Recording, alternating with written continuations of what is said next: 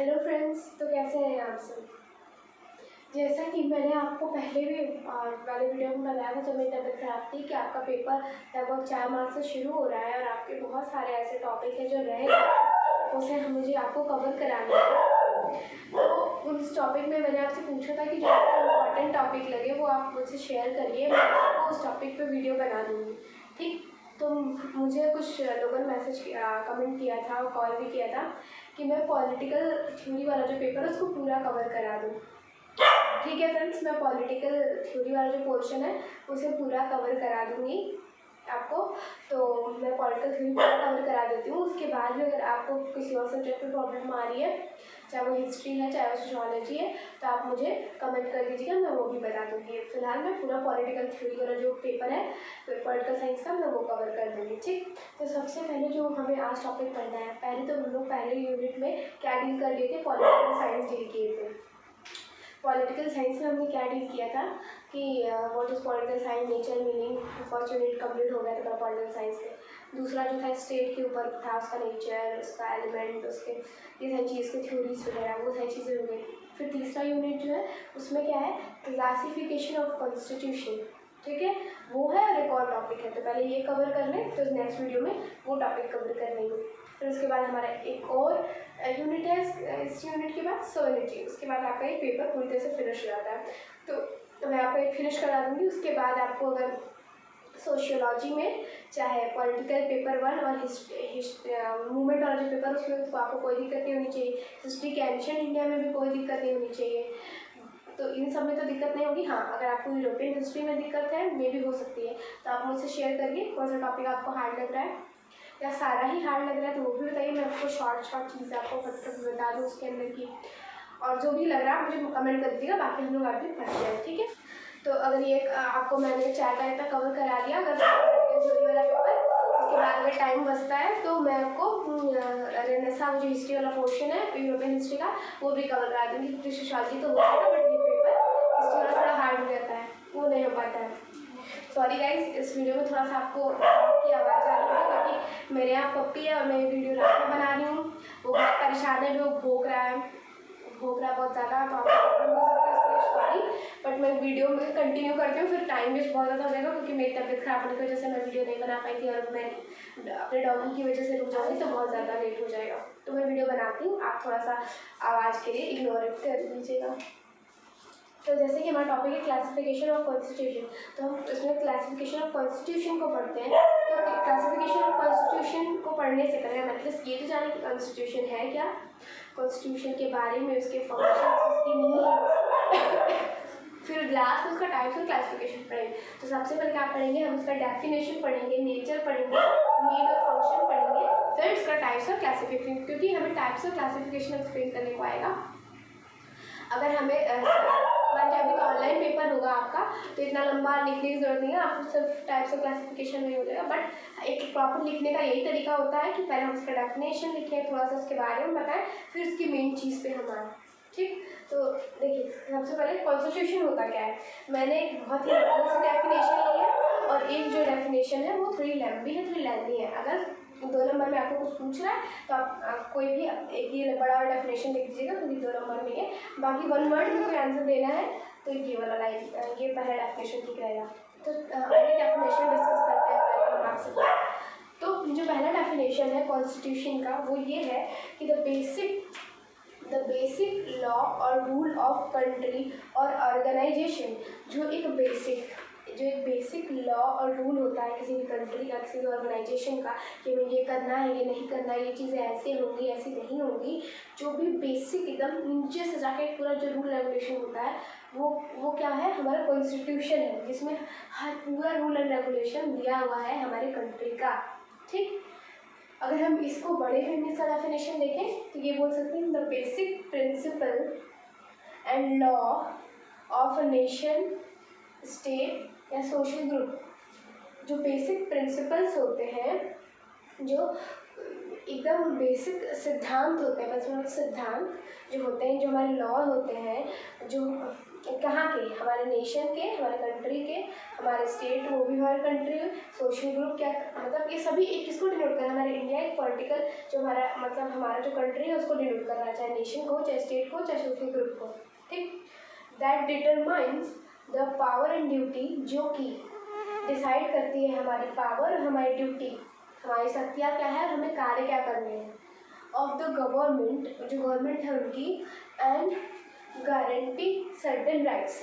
देखिए फिर से मैं इसको बोल रही हूँ, the basic principle and laws, constitution क्या है, the basic principle and laws, basic principle और लॉज है, कहाँ देखो, the basic principle of law of कहाँ का है, basic principle of nation, state, social group, किसी भी कंट्री, किसी भी नेशन, किसी भी स्टेट का एक सोशल ग्रुप कुछ भी है, इस तरह की चीज़ों का, दैट डिटरमाइन, जो कि डिसाइड करता है, that determine the power and duty, जो कि पावर और ड्यूटी, काम और शक्तियाँ बताता है किसी भी गवर्नमेंट का, एंड गारंटी सर्टेन राइट, और कुछ राइट्स देता है। यही तो होता है हमारे कंट्री में, गवर्नमेंट क्या करेगी क्या नहीं करेगी, उस गवर्नमेंट के अंदर किसका कौन सा पोस्ट होगा, पोस्ट के लिए क्या क्या वर्क होगा, क्या क्या फंक्शन होगा, ये सब क्या है कॉन्स्टिट्यूशन में ऑलरेडी लिखा हुआ है, क्या बेसिक प्रिंसिपल, क्या रूल रेगुलेशन लॉ है, सब कुछ मेंटेन उसमें लिखा हुआ है। तो ये सही चीज़ है, ये जो एक शॉर्ट डेफिनेशन, एक लॉन्ग डेफिनेशन, जैसी कंडीशन नहीं है आप वैसा अप्लाई करिए। वैसे डेफिनेशन तो और भी है, अगर आपको और भी कोई डेफिनेशन है आप इजीली रख सकते हैं, बस ना उसका कोई मीनिंग निकलना चाहिए, और आप आराम से उस डेफिनेशन को भी लिख सकते हैं। कंपल्सरी कैप्स डेफिनेशन के लिए आपके कन्वीनियंस के लिए आप कैसे लिखिए, एक छोटा और एक बड़ा डेफिनेशन मैंने लिख दिया है।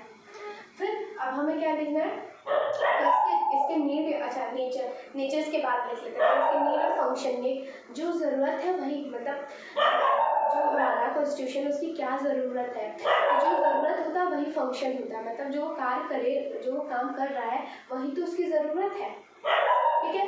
तो मैं आपकी मुझसे क्या ज़रूरत है कि मैं पढ़ाऊँ, और अगर आप मुझसे पूछेंगे मेरा काम क्या है, पढ़ाना, तो मतलब क्या, तो जो ज़रूरत है वही फंक्शन है।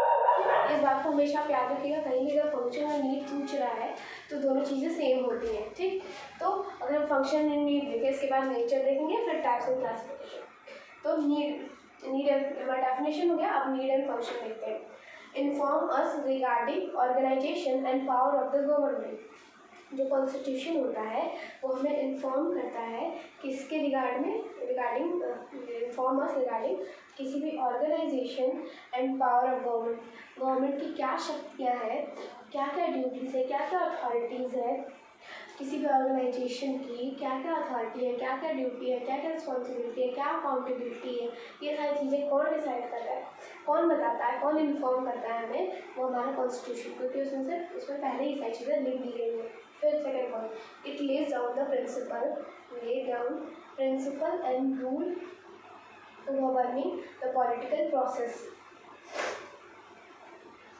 इसमें क्या क्या है, ले डाउन, उसके अंदर क्या क्या है, प्रिंसिपल एंड रूल्स, सिद्धांत और नियम है जिसके द्वारा गवर्न किए जाएंगे पॉलिटिकल प्रोसेसेस। जितने भी पॉलिटिकल प्रोसेस है उन्हें करने के जो भी सिद्धांत और जितने भी नियम है, प्रिंसिपल्स एंड रूल्स है, वो कहाँ लिखे हुए हैं, हमारे कॉन्स्टिट्यूशन में, ठीक।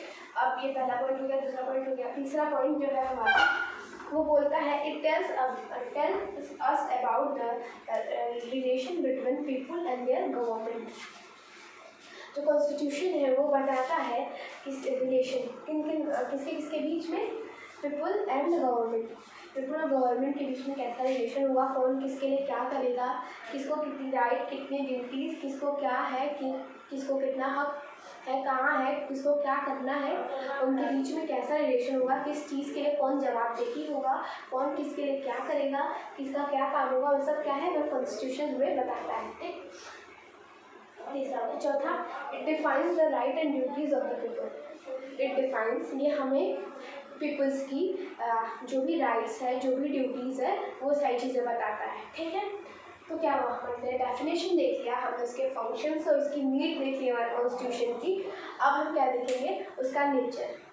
हाँ फ्रेंड्स, जैसे कि अभी हमने डेफिनेशन देख लिया कॉन्स्टिट्यूशन का, अब उसके नीड और फंक्शंस देख के अब हम इसके थोड़ा सा नेचर देख लेंगे।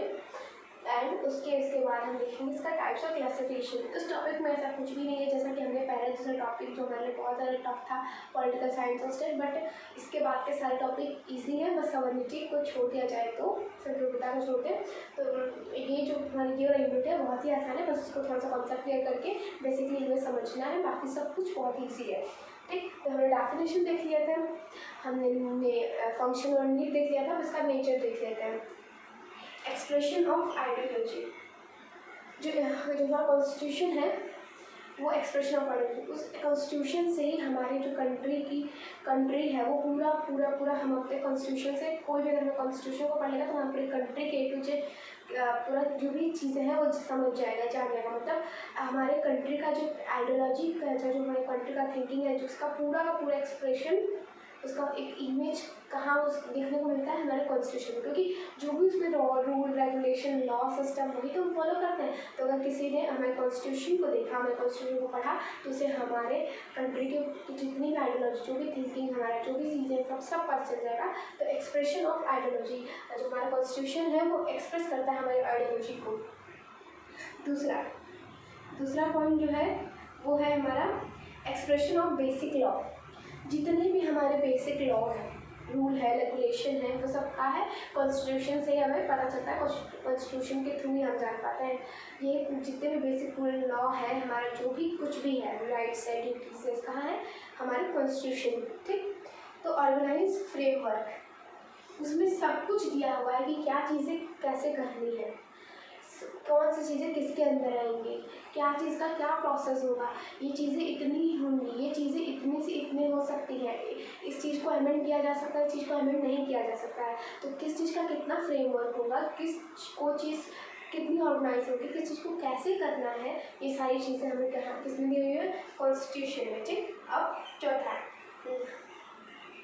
लेवल ऑफ गवर्नमेंट, जो level of government central, state और विलेज लेवल जो इस तरह से होता है, तो ये सारी चीज़ें भी जो हमारे डिफरेंट लेवल ऑफ गवर्नमेंट्स हैं, ये भी कहाँ दिया हुआ है, हमारे कॉन्स्टिट्यूशन ही हमें एक्सप्लेन करता है, हमें बताता है कि हमारे कंट्री में इस तरह के 3 लेवल ऑफ गवर्नमेंट हम पढ़ा है, और जिसको हम लोग अपने कॉन्स्टिट्यूशन में आराम से देखने को मिल जाता है कि पूरा उसको जो भी हमारा जो प्रेजेंट सिस्टम है पूरा हमारे कॉन्स्टिट्यूशन में दिया हुआ है और हम उसी को फॉलो करते हैं। तो क्या लेवल्स ऑफ गवर्नमेंट भी उसमें बताया हुआ है कि सेंट्रल, स्टेट, फिर विलेज लेवल पे, फिर अमेंडमेंट प्रोविजंस, इवन उसमें कॉन्स्टिट्यूशन में जो चीज़ें लिखी गई हैं उसको अमेंड कर सर्कमस्टांसेस और सिचुएशन के अकॉर्डिंग उसको अमेंड करने का भी क्या दिया हुआ है, प्रोविजंस दिया हुआ है उसमें, कि इसमें हम कुछ बदलाव ला सकते हैं। हम पूरा लॉ ही नहीं चेंज कर सकते, बट हम उसके अंदर कुछ बदलाव ज़रूर ला सकते हैं। अमेंडमेंट प्रोविजंस वो भी कहाँ है, हमारे कॉन्स्टिट्यूशन। तो ये चीज़ें जो थी हमारा,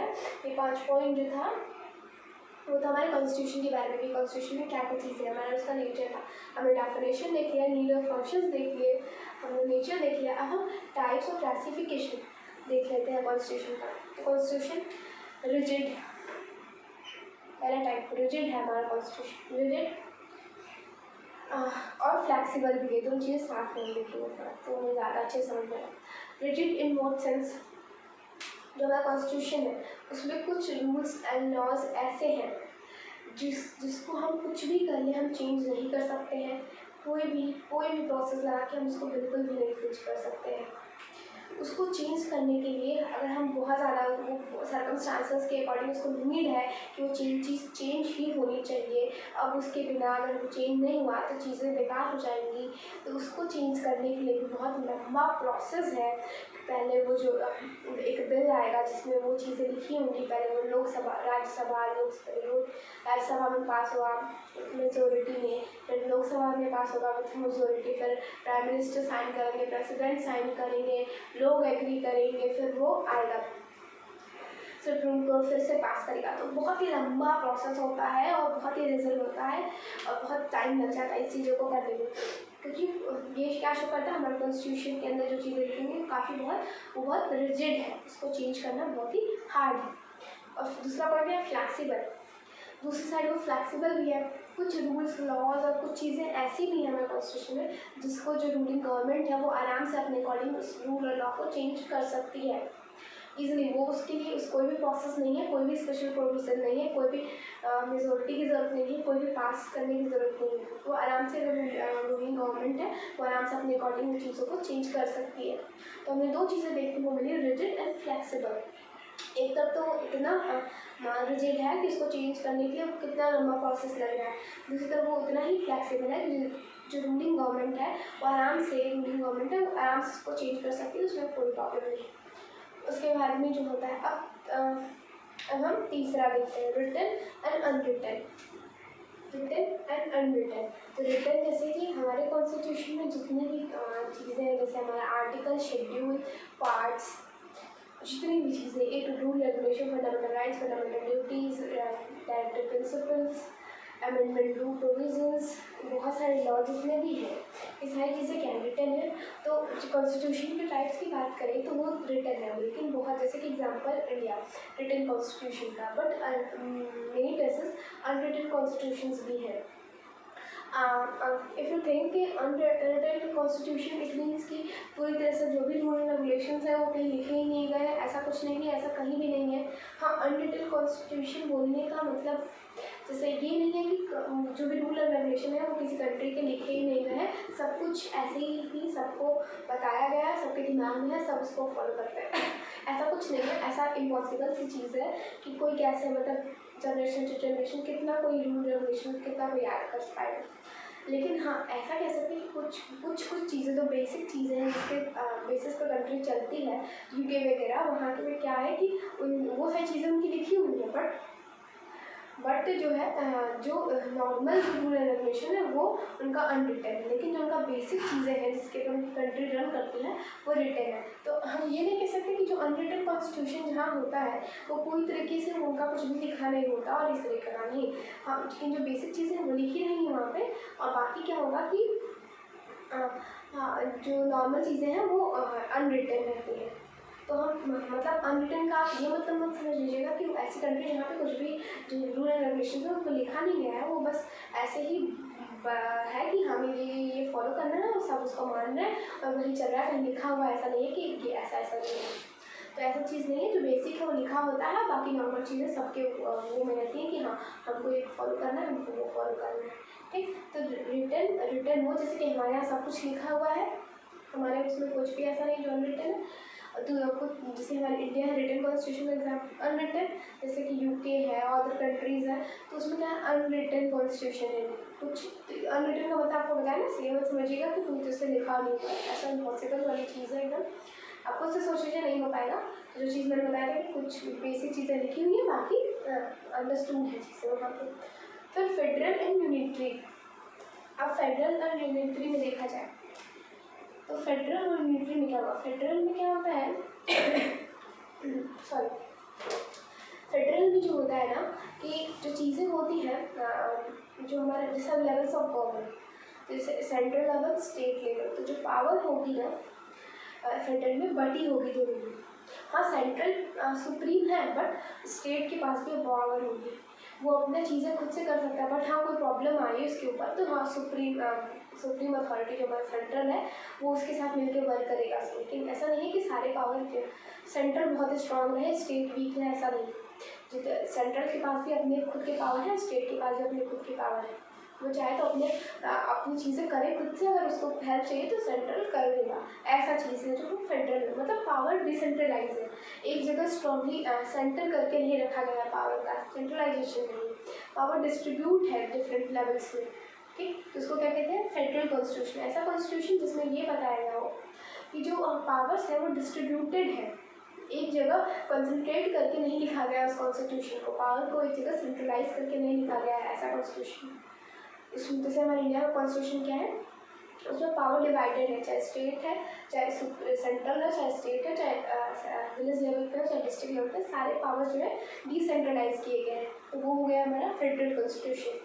जो यूनिटरी कॉन्स्टिट्यूशन छिटा, उसमें क्या होता है कि जो सेंट्रल होता है वो थोड़ा स्ट्रॉन्ग होता है as compare to state and other levels of government. तो जो ये वाला भी जो कॉन्स्टिट्यूशन है, इस तरह का भी चीज़ हमारे कॉन्स्टिट्यूशन में है, बट वो सिचुएशन पे डिपेंड करता है। जब देखिए जब नॉर्मल कंडीशन होती है तो सबके पास अपने में पावर है, जो लेवल से डिफरेंट गवर्नमेंट का वो अपना काम करते हैं। लेकिन जो कोई ऐसी सिचुएशन आ जाती है जब वो कंट्रोल नहीं कर पाते तो सेंट्रल स्ट्रांग हो जाता है और क्या करता है, उनके पावर्स को स्टॉप करके खुद रूल करता है, खुद गवर्न करता है वहाँ पे। ठीक है, तो मीन्स की फेडरल कॉन्स्टिट्यूशन भी है और यूनिटरी कॉन्स्टिट्यूशन में भी है इंडिया है। ज़रूरत पड़ने पे ऐसे नॉर्मल कंडीशन में तो फेडरल रूल काम करता है, पावर डिसेंट्रलाइज समय पे वर्क कर रहे हैं, बट अगर जहाँ तक जरूरत पड़ती है वहाँ पे पावर स्टॉप करके सेंट्रल स्ट्रांग बनता है, सुप्रीम सेंट्रलाइज की जाती है पावर और वहाँ से रूल होता है हर जगह पे। ठीक, तो इस क्लासिफिकेशन में इतना मतलब ज़्यादा कुछ नहीं था। रिजिड जिसको मुश्किल हो चेंज करना, बहुत लंबा प्रोविजन होता है उसको चेंज करने का।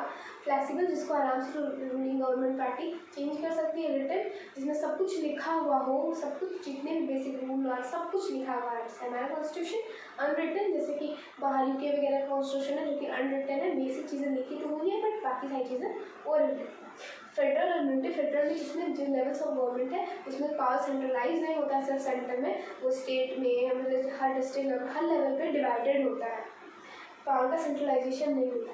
यूनिटरी भी कहता है कि सेंटर जो सुप्रीम है, जितने भी पावर है सेंटर में सेंट्रलाइज हो जाएंगे, वो सुप्रीम हो जाएगा और बाकी सबके पावर कम हो जाएंगी एकदम। ठीक, तो ये था कॉन्स्टिट्यूशन के टाइप कि इस तरह का हमारा कॉन्स्टिट्यूशन होता है। ठीक, तो इस वीडियो में आपने क्या क्या देखा, डेफिनेशन देख लिया, उसके नीड और फंक्शंस को देखे, उसके नेचर को देखा, उसके टाइप्स को देखा, लगभग चीज़ें कवर हो गई हैं। आप मतलब एटलीस्ट ना बेसिक कॉन्सेप्ट तो क्लियर कर लीजिए इसके अकॉर्डिंग कि मतलब अगर आपके एग्जाम में अगर आता भी है क्वेश्चन, आप गूगल सर्च करते हो, वो ऑनलाइन पेपर है आपका नहीं मिल रहा है, आप सर्च नहीं कर सकते, आपके पास 5 मिनट का समय, आपको 3 पेज लिखना है, तो एटलीस्ट कुछ चीज़ें तो आप पॉइंट डाल के फटाफट आपके दिमाग में रहेंगी, आप कहीं आप लिखे भी हैं तो आपको एक बार देख लेंगे तो अच्छा ठीक है, फट से आप कुछ तो लिख डालेंगे। तो एटलीस्ट अपना बेसिक कॉन्सेप्ट क्लियर रखिए एग्जाम के लिए कि अगर आपके पास समय नहीं बचा तो एटलीस्ट आप कुछ भी आपके जो दिमाग में आपने पढ़ा है वो एटलीस्ट आपने पॉइंट वाइज करके लिख लेना है। आपने को समझ में आ गया है तो आप 2-2 लाइन चीज़ें ही लिख लेंगे, क्योंकि गूगल पे सर्च करेंगे तो रिजिड को ही एक्सप्लेन करने के लिए इतना आएगा और आप उसको शॉर्ट करके लिखेंगे तो वो इस रिजिड को एक्सप्लेन नहीं कर पाएगा। अगर आप अपनी चीज़ों को समझें तो अपने वर्ड में अगर लिखना चाहेंगे, समय कम है तो उसको 1 लाइन में भी समझा देंगे आप, तो उसमें आपको मार्क्स मिल जाएंगे एज कम्पेरिजन तो आप जो वाला प्रोसेस अपनाएंगे। तो thank you so much guys, इस वीडियो में इतना ही।